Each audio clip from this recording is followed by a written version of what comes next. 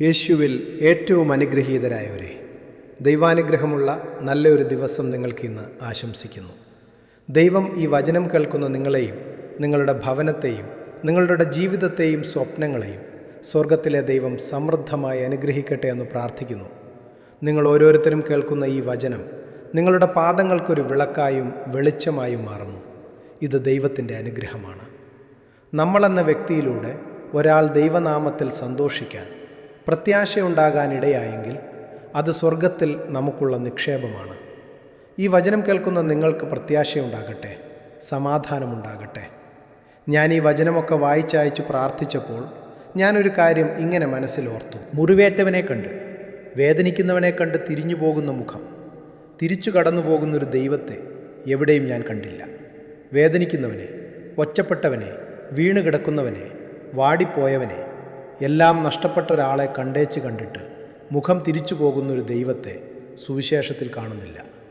അതോടൊപ്പം തന്നെ വേദനിക്കുന്ന, പ്രയാസപ്പെടുന്ന ഒരാളെ കാണുമ്പോൾ കമ്മിറ്റി വിളിച്ചു കൂട്ടുന്ന, മീറ്റിംഗ് കൂടുന്ന കമ്മിറ്റി കൂടി തീരുമാനിക്കാം, മീറ്റിംഗ് കൂടി തീരുമാനിക്കട്ടെ, എല്ലാവരുടെയും അഭിപ്രായമൊക്കെ നമുക്ക് നോക്കാമെന്ന് പറഞ്ഞ് കമ്മിറ്റി കൂടുന്ന, മീറ്റിംഗ് കൂടുന്ന ഒരു മീറ്റിംഗ് ഞാൻ എവിടെയും കണ്ടില്ല. വേദനിക്കുന്നവനെ കണ്ട്, മുറിവേറ്റവനെ കണ്ട് അവൻ്റെ അടുത്ത് ചെടുത്തു ചെന്ന് അവൻ്റെ മുറിവിൽ എണ്ണയും വീഞ്ഞും ഒഴിച്ച് മുറിവ് വച്ചുകെട്ടി അവനെ എത്തേണ്ടടുത്ത് സേഫായിട്ട്, സുരക്ഷിതമായിട്ട് എത്തിക്കുന്ന, അവൻ്റെ ജീവിതത്തെ കൈപിടിച്ച് രക്ഷിക്കുന്നൊരു ദൈവത്തെയാണ് സുവിശേഷത്തിൽ കാണുന്നത്. ആ ദൈവത്തെയാണ് നമ്മൾ ആരാധിക്കുന്നത്. ആ ദൈവം എൻ്റെ ദൈവമാണ്. ആ ദൈവത്തെയാണ് നമ്മൾ സ്നേഹിക്കുന്നത്. ആ ദൈവമാണ് നമുക്ക് അനുഗ്രഹങ്ങളെ തരുന്നത്. പ്രതീക്ഷയോടെ പ്രാർത്ഥിക്കാം.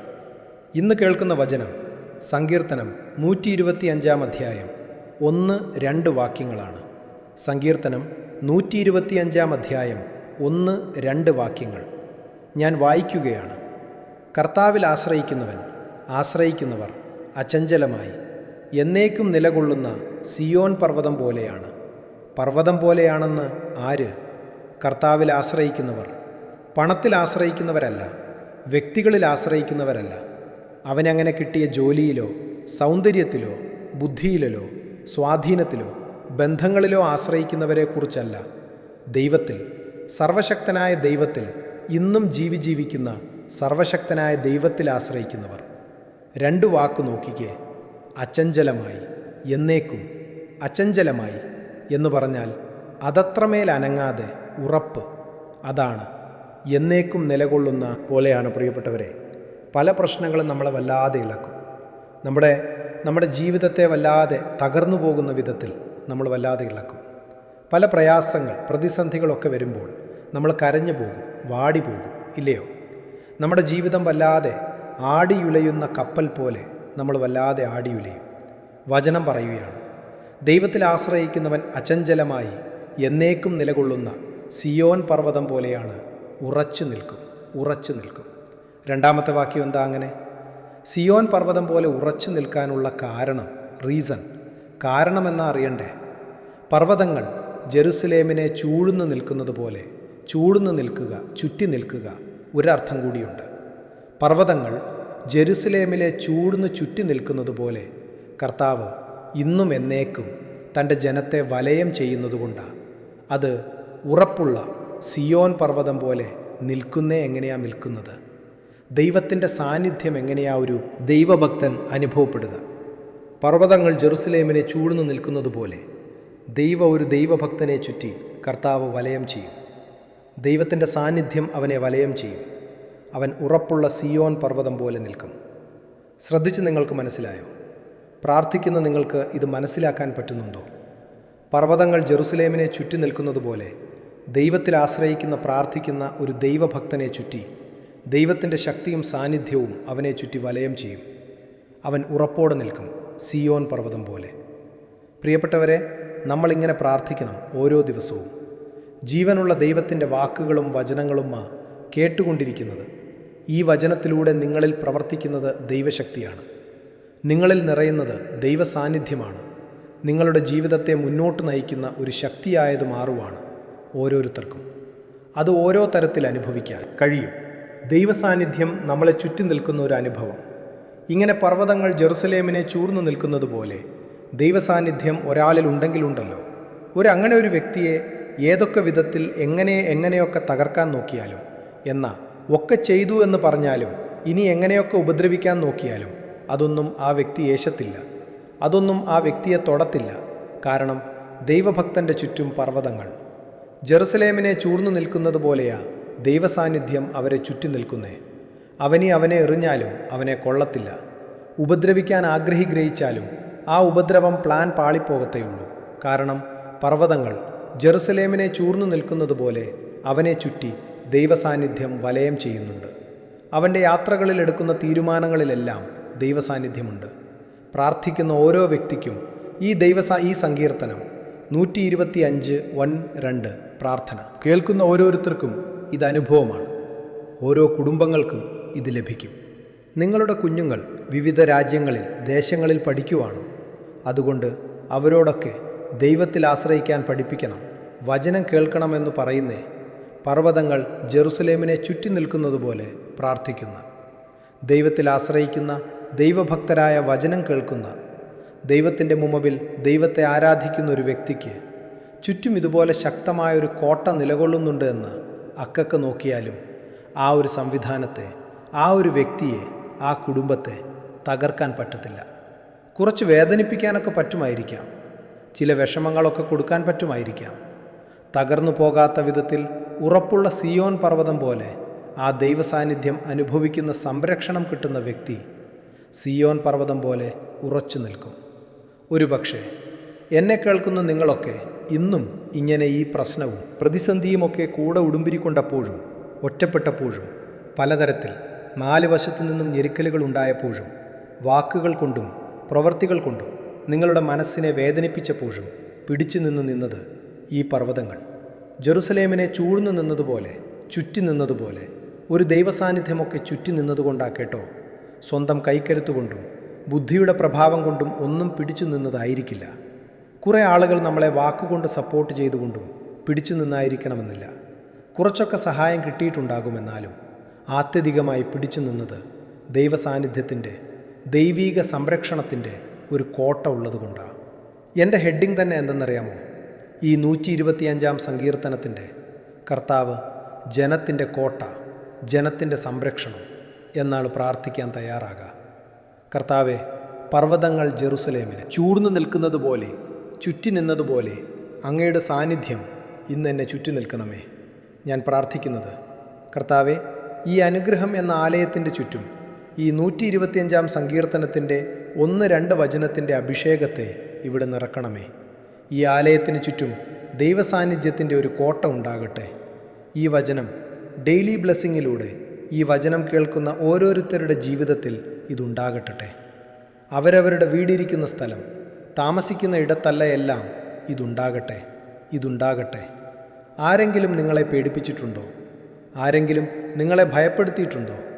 ഇവിടെ അനർത്ഥങ്ങളുണ്ടാകും, ഇവിടെ ദോഷമുണ്ട്, ഇവിടെ അസ്വസ്ഥതയുണ്ട്, ഇവിടെ അങ്ങനെയുണ്ട്, ഇങ്ങനെയുണ്ട്. ഈ വചനം പറഞ്ഞ് പ്രാർത്ഥിച്ചാൽ മതി.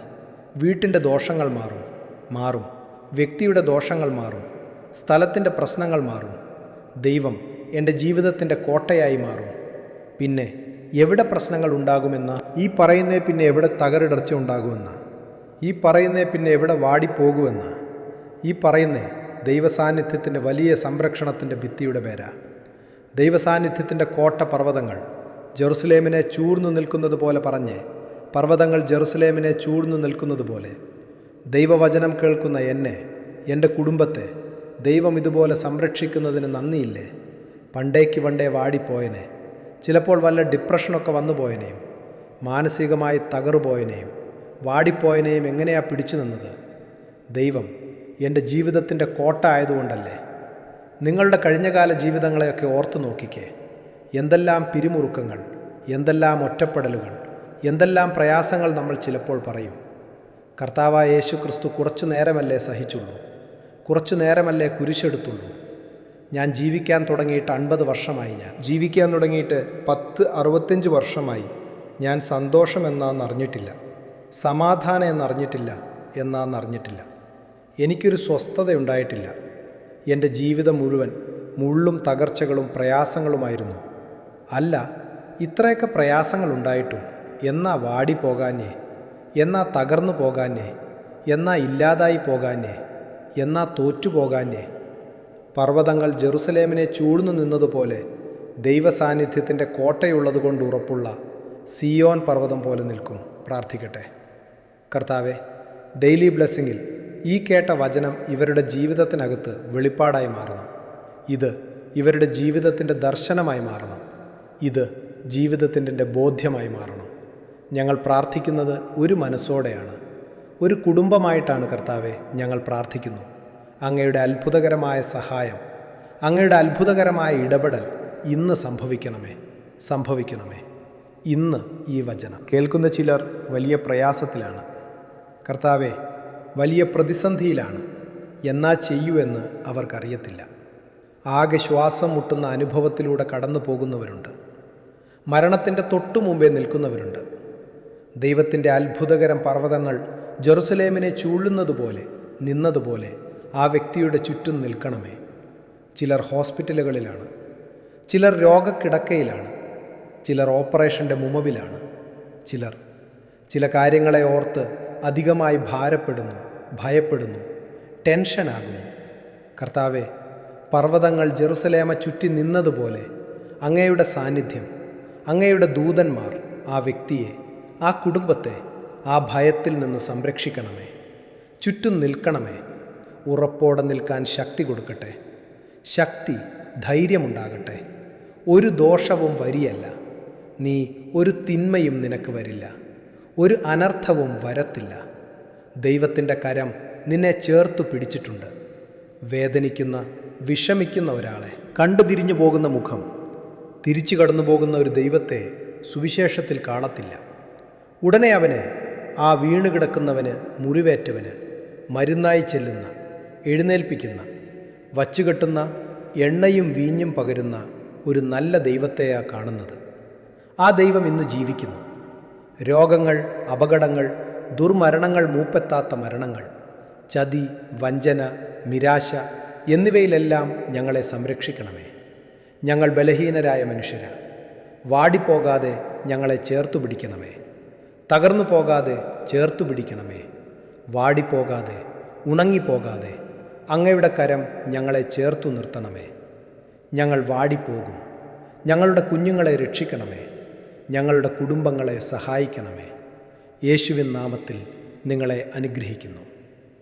രോഗങ്ങൾ, അപകടങ്ങൾ ഒന്നുമുണ്ടാകാതെ കാത്തു സംരക്ഷിക്കണമേ. ദീർഘായുസ്സും